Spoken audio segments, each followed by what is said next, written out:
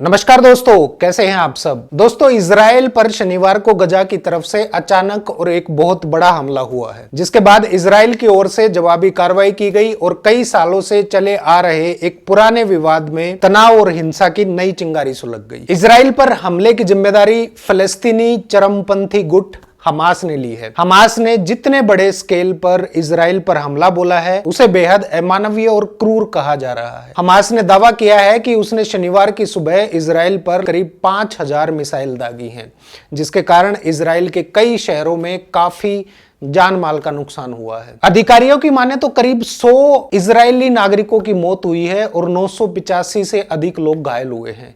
जवाबी कार्रवाई में इजराइल ने गजा पट्टी में हमास के 17 मिलिट्री बेसेस और 4 हेडक्वार्टर पर हवाई हमला किया है, जिसमें लोकल ऑफिशियल्स के मुताबिक 198 फलस्तीनी मारे गए हैं और करीब 1000 से अधिक लोग घायल हुए हैं। इजराइल और फलस्तीन के बीच पिछले कई दशकों से विवाद चला आ रहा है और इसे लेकर कई बार युद्ध भी हुए हैं और युद्ध जैसे हालात भी पैदा हुए हैं बीच बीच में कई बार। यह विवाद तकरीबन 100 साल पुराना है, जब यहूदियों के लिए एक अलग देश बनाने की मांग उठी थी। आज की इस वीडियो में हम जानेंगे इस विवाद की पूरी कहानी, क्यों यह विवाद पैदा हुआ और कब कब तनाव या युद्ध जैसे हालात बन गए इस विवाद की वजह से।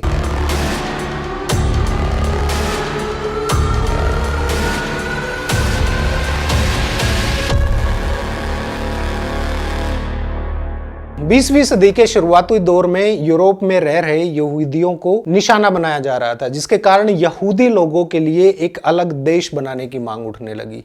भूमध्य सागर और जॉर्डन नदी के बीच पड़ने वाला फलस्तीन का इलाका मुसलमानों, यहूदियों और ईसाई धर्म तीनों के लिए पवित्र माना जाता था और इस इलाके पर ओटोमन साम्राज्य का कंट्रोल था, जो कि ज्यादातर अरबों और दूसरे मुस्लिम समुदाय के कब्जे में रहता था। इसी बीच यहूदी लोग बड़ी संख्या में आकर फिलिस्तीन में बसने लगे, लेकिन स्थानीय लोगों को इनका आना रास नहीं आ रहा था, जिसके कारण यहूदियों का वहां भी विरोध होना शुरू हो गया। फर्स्ट वर्ल्ड वॉर के बाद ओटोमन साम्राज्य का विघटन हो गया और ब्रिटेन को राष्ट्रसंघ की ओर से फिलिस्तीन का प्रशासन अपने कंट्रोल में लेने की परमिशन मिल गई। लेकिन यहाँ एक पेंच और फंस गया। फर्स्ट वर्ल्ड वॉर शुरू होने से पहले और लड़ाई के दौरान अंग्रेजों ने अरबों और यहूदी लोगों से कई वायदे किए थे, जिनको अंग्रेज करीब 10% भी पूरा नहीं कर पाए। ब्रिटेन ने फ्रांस के साथ पहले ही मिडिल ईस्ट का बंटवारा कर लिया था, जिसकी वजह से अरब लोग और यहूदियों के बीच तनाव की सिचुएशन बन गई थी और दोनों ही पक्षों के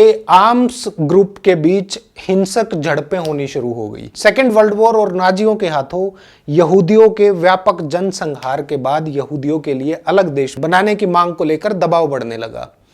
उस वक्त यह योजना बनी कि ब्रिटेन के कंट्रोल वाले इलाके को फिलिस्तीनियों और यहूदियों के बीच बांट दिया जाएगा। 1947 के दौरान संयुक्त राष्ट्र में यहूदियों और अरबों को अलग अलग राष्ट्र में बांटने को लेकर मतदान हुआ। यरूशलेम को एक अंतरराष्ट्रीय शहर बनाया गया। अब इस योजना को लेकर यहूदी नेताओं ने तो इसको स्वीकार कर लिया, एक्सेप्ट कर लिया, लेकिन अरब पक्ष ने इसको एक सिरे से खारिज कर दिया, नकार दिया बिल्कुल, जिसके कारण यह बंटवारा कभी लागू नहीं हो पाया। इसके बाद 1948 में ब्रिटिश शासकों ने जब देखा कि यह समस्या हाथ से निकल रही है, तो इस समस्या से उन्होंने हार मान ली और जस की तस छोड़ के वहां से निकल लिए। आखिरकार 14 मई 1948 को इजराइल की स्थापना हो गई और इजराइल के गठन के साथ ही एक लोकल टेंशन रीजनल डिस्प्यूट में बदल गई और 15 मई को ही मिस्र, जॉर्डन, सीरिया और इराक ने इस इलाके पर हमला कर दिया।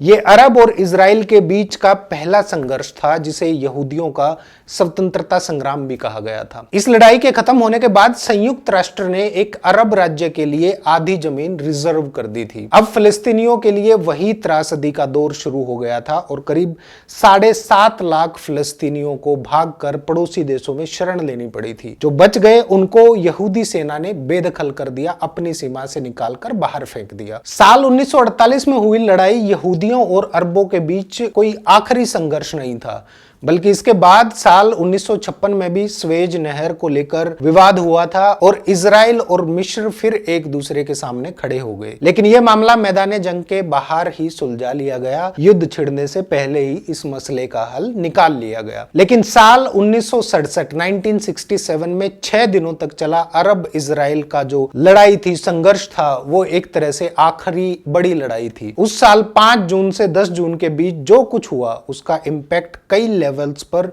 बहुत लॉन्ग टर्म तक पड़ा। अरब देशों के सैनिकों के साथ गठबंधन करके इजराइल ने जीत हासिल की, जिसके बाद गजा पट्टी, मिस्र का सिनाई प्रायद्वीप, जॉर्डन के वेस्ट बैंक और सीरिया से गोलन पहाड़ी इजराइल के कंट्रोल में आ गए और यहां भी करीब 5 लाख फिलिस्तीनी लोग विस्थापित हो गए, हटा दिए गए, यहां से निकाल दिए गए या उनको शिफ्ट कर दिया गया। आखिरी बार अरब और इजराइल के बीच में 1973 का योम किप्पुर युद्ध हुआ था। मिस्र और सीरिया ने इजराइल के खिलाफ ये जंग लड़ी थी, जिसमें मिस्र ने सिनाई प्रायद्वीप को फिर से वापस जीत लिया था। साल 1982 में इजराइल ने इस जगह पर अपना दावा करना छोड़ दिया था, लेकिन गजा पर इजराइल ने कब्जा नहीं छोड़ा। इसके 6 साल बाद मिस्र इजराइल के साथ शांति समझौता करने वाला पहला अरब देश बना और मिस्र को फॉलो करते करते जॉर्डन ने भी शांति समझौते को अपना लिया। इसी बीच एक जरूरी प्रश्न उठता है कि आखिर इजराइल की स्थापना मिडिल ईस्ट में क्यों हुई थी। यहूदियों का मानना है कि आज जहां इजराइल बसा हुआ है, यह वही इलाका है जो ईश्वर ने, भगवान ने उनके पहले पूर्वज अब्राहम और उनके वंशजों को देने का वादा किया था। पुराने समय में इस इलाके पर असीरियों, जो कि आज के इराक, ईरान, तुर्की और सीरिया में रहने वाले कबायली लोग थे, बेबीलोन, पर्सिया, मकदूनिया और रोमन लोगों का हमला होता रहता था। रोमन एम्पायर में ही इस इलाके को फिलिस्तीन नाम दिया गया था और ईसा के 7 दशकों के बाद यहूदी लोगों को इस इलाके से बेदखल कर दिया गया था। इस्लाम के राइज के दौरान 7वीं सदी में फिलिस्तीन अरबों के कंट्रोल में आ गया और फिर यूरोपियन हमलावरों ने इस पर कब्जा कर लिया। साल 1516 में यह तुर्की के कंट्रोल में चला गया और फिर फर्स्ट वर्ल्ड वॉर तक ब्रिटेन के कब्जे में आने से पहले तक सिचुएशन बिल्कुल जस की तस बनी रही। फिलिस्तीन पर यूनाइटेड नेशन की एक स्पेशल कमेटी ने 3 सितंबर 1947 को जनरल असेंबली को अपनी रिपोर्ट सौंपी। इस रिपोर्ट में कमेटी ने मिडिल ईस्ट में यहूदी राष्ट्र की स्थापना के लिए जो धार्मिक और ऐतिहासिक जो फैक्ट्स और आर्गुमेंट्स पेश किए थे उनको एक्सेप्ट कर लिया। साल 1917 में हुई बालफोर डिक्लेरेशन में ब्रिटिश सरकार ने यहूदियों को फिलिस्तीन में राष्ट्रीय घर देने की बात मान ली और इस घोषणा पत्र में यहूदी लोगों के फिलिस्तीन के साथ ऐतिहासिक संबंध को भी मान्यता दे दी गई और इसी के आधार पर फिलिस्तीन के इलाके में यहूदी राज्य की नींव पड़ी थी। यूरोप में नाजियों के हाथों लाखों यहूदियों के मारे जाने के बाद और सेकेंड वर्ल्ड वॉर के दौरान एक अलग यहूदी राष्ट्र को मान्यता देने के लिए इंटरनेशनल प्रेशर बढ़ने लगा था। अरब लोग और यहूदियों के बीच बढ़ते तनाव को सुलझाने में नाकाम होने के बाद ब्रिटेन ने यह मुद्दा संयुक्त राष्ट्र के सामने प्रेजेंट किया था, यूनाइटेड नेशंस के सामने रखा था। 29 नवंबर 1947 को यूनाइटेड नेशन जनरल असेंबली ने फिलिस्तीन के बंटवारे की योजना को मंजूरी दे दी, जिसमें एक अरब देश और एक यहूदी राज्य के गठन की सिफारिश की गई थी और साथ ही यरूशलेम के लिए कुछ स्पेशल प्रोविजंस किए गए थे। इस योजना को यहूदियों ने तो स्वीकार कर लिया, लेकिन अरब लोगों ने इसे खारिज कर दिया। वे इसे अपनी जमीन खोने के तौर पर देख रहे थे और यही वजह थी कि यूनाइटेड नेशन की ये योजना कभी लागू ही नहीं हो सकी। फिलिस्तीन पर ब्रिटेन का कंट्रोल खत्म होने के एक दिन पहले 14 मई 1948 को इंडिपेंडेंट इजराइल के गठन की अनाउंसमेंट कर दी गई और इसके अगले दिन इजराइल ने संयुक्त राष्ट्र की सदस्यता के लिए, मेंबरशिप के लिए अप्लाई कर दिया, आवेदन कर दिया और उसके करीब 1 साल बाद उसे मेंबरशिप मिल गई। वो संयुक्त राष्ट्र का सदस्य बन गया। संयुक्त राष्ट्र के सदस्य देशों में करीब 83% देश इजराइल को मान्यता दे चुके हैं। दिसंबर 2019 तक 193 देशों में से 162 देशों ने इजराइल को मान्यता दे दी थी। अब मुद्दा यह भी निकल कर आता है कि आखिर 2 फिलिस्तीनी एरिया क्यों हैं। फिलिस्तीन पर यूनाइटेड नेशन की स्पेशल कमेटी ने 1947 में जनरल असेंबली को रिपोर्ट सौंपी थी, जिसमें यह सिफारिश की गई थी कि अरब राष्ट्र में वेस्टर्न गैली, जो कि समारिया और जूडिया की पहाड़ी का इलाका है, उसको भी शामिल किया जाए। कमेटी ने यरूशलेम और मिस्र की सीमा से लगने वाले इसद्दू के तटीय मैदान को इससे बाहर रखने की सिफारिश की थी, लेकिन इस एरिया के बंटवारे को साल 1949 में खींची गई आर्मिस्टाइस रेखा से डिफाइंड किया गया। ये रेखा इजराइल के गठन और अरब इजराइल के बीच हुए पहले युद्ध के बाद खींची गई थी। फिलिस्तीन के ये दो एरिया हैं, वेस्ट बैंक जिसमें पूर्वी यरूशलेम शामिल है और गजा पट्टी। ये दोनों एरिया एक दूसरे से 45 किलोमीटर की दूरी पर हैं। वेस्ट बैंक का एरिया 5,970 वर्ग किलोमीटर का है और गजा पट्टी का एरिया 365 वर्ग किलोमीटर का है। वेस्ट बैंक यरूशलेम और जॉर्डन के ईस्टर्न एरियाज के बीच पड़ता है। यरूशलेम को फिलिस्तीनी पक्ष और इजराइल दोनों ही अपनी राजधानी बताते हैं। गजा पट्टी का 41 किलोमीटर लंबा इलाका है जिसकी चौड़ाई 6 से 12 किलोमीटर के बीच पड़ती है। गजा का 41 किलोमीटर लंबा बॉर्डर इजराइल के साथ लगता है, 7 किलोमीटर मिस्र के साथ लगता है और 40 किलोमीटर भूमध्य सागर का तटवर्ती इलाका है। गजा पट्टी को इजराइल ने साल 1967 की लड़ाई में अपने कंट्रोल में ले लिया था और साल 2005 में इजराइल ने इस पर अपना कब्जा भी छोड़ दिया था। हालांकि इजराइल गजा पट्टी से लोगों को बाय एयर आने जाने वाले सामान और सेवाओं को, जमीन और समुद्र को हर तरह से वहां से कंट्रोल करता रहा है। फिलहाल गजा पट्टी हमास के कंट्रोल वाला इलाका है और हमास इजराइल का ही एक आर्म्ड ग्रुप है जो नहीं चाहता कि फिलिस्तीन की दूसरी विंग्स इजराइल के समझौते को मान्यता दें। वहीं वेस्ट बैंक पर फिलिस्तीनी नेशनल अथॉरिटी का शासन है। फिलिस्तीनी नेशनल अथॉरिटी को अंतरराष्ट्रीय समुदाय फिलिस्तीनी की सरकार के रूप में मान्यता दी गई है। अब बात आती है कि फिलिस्तीनियों और इजरायलियों के बीच इस डिस्प्यूट का मेन रीजन क्या है, मेन मुख्य कारण क्या है। एक इंडिपेंडेंट फिलिस्तीनी स्टेट के गठन में देरी, वेस्ट बैंक में यहूदी बस्तियों को बसाने का काम और फिलिस्तीनी एरियाज के आसपास सुरक्षा चक्र या सुरक्षा घेरा, ये वो कारण है जिससे शांति प्रक्रिया में बाधा पहुंचती है। हैग इंटरनेशनल कोर्ट ने फिलिस्तीनी एरियाज के आसपास इजराइल के सुरक्षा घेरे को भी लेकर टिप्पणी की थी, उसको क्रिटिसाइज भी किया था। साल 2000 में अमेरिका के कैंप डेविड में जब राष्ट्रपति बिल क्लिंटन की मौजूदगी में दोनों पक्षों के बीच सुलह कराने की आखिरी बार एक गंभीर कोशिश की गई थी, तब यह साफ हो गया था कि फिलिस्तीनियों और इजराइलियों के बीच शांति की राह में और भी बहुत सारी बाधाएं हैं। उस वक्त इजराइल के प्रधानमंत्री एहूद बराक और यासिर अराफात के बीच बिल क्लिंटन समझौता कराने में नाकाम रहे थे। जिन मुद्दों पर दोनों पक्षों के बीच असहमति थी वो थे यरूशलेम का बॉर्डर और जमीन, यहूदी बस्तियां और फलस्तीनी शरणार्थियों का मुद्दा। अब मेन मुद्दा आकर यहां फंसता है। इजराइल का दावा है कि यरूशलेम उनका इलाका है और वो कहता है कि साल 1967 में पूर्वी यरूशलेम पर कब्जे के बाद से ही यरूशलेम उनकी राजधानी रही है, लेकिन इंटरनेशनल लेवल पर इसे कभी मान्यता नहीं मिली है। वहीं दूसरी तरफ फिलिस्तीनी भी पूर्वी यरूशलेम को अपनी राजधानी बनाना चाहते हैं। अब फिलिस्तीनियों की मांग है कि 6 दिन तक चले अरब और इजराइल के युद्ध के दौरान यानी 4 जून 1967 से पहले जो सिचुएशन थी उसके हिसाब से उनके बॉर्डर्स जो हैं वो डिसाइड किए जाएं, और इस बात को इजराइल मानने को तैयार नहीं है। यहूदी बस्तियां इजराइल ने कब्जे वाली जमीन पर बसाई हैं जो कि इंटरनेशनल लॉ के तहत टोटली इल्लीगल है।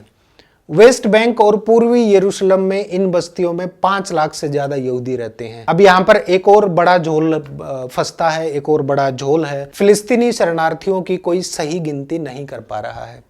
असल में फिलिस्तीनी शरणार्थियों की संख्या कितनी है ये इस बात पर डिपेंड करता है कि गिनती कौन कर रहा है। पीएलओ का कहना है कि इनकी संख्या 1 करोड़ से अधिक है। इनमें आधे लोग संयुक्त राष्ट्र के पास रजिस्टर्ड हैं।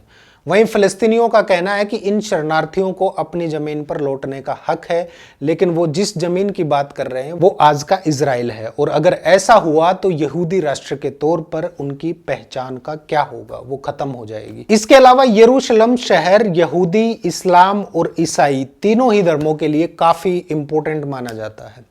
यरूशलेम में अल अक्सा मस्जिद मौजूद है जिसे इस्लाम की सबसे पवित्र मस्जिदों में से एक माना जाता है। यहाँ पर टेम्पल माउंट भी है जहाँ यहूदी धर्म के लोग प्रार्थना करते हैं। वहीं यरूशलेम में ईसाइयों के क्वार्टर में चर्च ऑफ द होली स्पेल्कर मौजूद है जो कि उनकी एक मेन जगह है, प्रमुख जगह है। ये जगह ईसा मसीह की कहानी, मृत्यु, स्लीब पर चढ़ने और पुनर्जीवन की कहानी का केंद्र है। यह भी मुख्य कारण है जिसकी वजह से तीनों धर्मों के लोगों के बीच इस शहर को लेकर अक्सर टकराव बना रहता है। लेकिन सोचने वाली बात यह है कि रिसेंटली हुए इस हमले की बर्बरता, महिलाओं और बच्चों को बर्बर तरीके से मारना, आखिर कौन सा धर्म ऐसा करने की परमिशन देता है? धर्म चाहे कोई भी हो, अगर वो मानवता, प्यार और जीव जंतुओं की हत्या से जुड़ा है तो वो फिर धर्म नहीं बचता। आज के इस युग में लोगों ने राक्षसों की भी हदों को पार कर दिया। लगातार मणिपुर से महिलाओं के खिलाफ हैवानियत की खबरें आ रही हैं और अब इजराइल में महिलाओं के खिलाफ ऐसी हैवानियत की खबरें आ रही हैं जिनको देखकर इंसानों की इंसानियत से विश्वास उठ चुका है। दो देशों के बीच युद्ध होता है, उसके भी कुछ नियम होते हैं, कुछ कायदे निर्धारित होते हैं, कुछ रूल रेगुलेशन प्रोटोकॉल होते हैं। लेकिन जैसे जैसे दुनिया तरक्की कर रही है, इंसानियत गिरती जा रही है। जब लोग ही नहीं रहेंगे तो क्या करोगे ऐसी तरक्की का? छोटी सी बात है लेकिन बड़े बड़े लोगों को समझ नहीं आ रही है। युद्ध में किसी की भलाई नहीं होती। नेता अपनी राजनीति करते हैं, बस मारे जाते हैं तो पुलिस और फौज के जवान और साथ में आम जनता, और जो बच जाते हैं उनको हालात मार देते हैं, क्योंकि उनका सब कुछ उस युद्ध में बर्बाद हो चुका होता है। घर, परिवार, पैसा, सब कुछ। आप लोगों ने कभी सोचा है कि किसी नेता के बच्चे कभी फौज या पुलिस में भर्ती क्यों नहीं होते?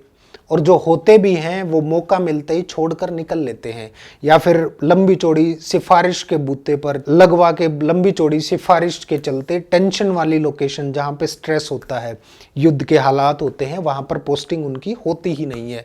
सिर्फ बैठकर अफसरशाही के ठाठ लूटते हैं। जिस दिन इन नेताओं के बच्चे बॉर्डर पर दुश्मनों के खिलाफ खड़े मिलेंगे, दुश्मनों के सामने खड़े मिलेंगे, उस दिन देख लेना, ना तो किसी देश के बीच युद्ध होगा और ना ही किसी देश के अंदर धर्म के नाम पर दंगे होंगे। नमस्कार।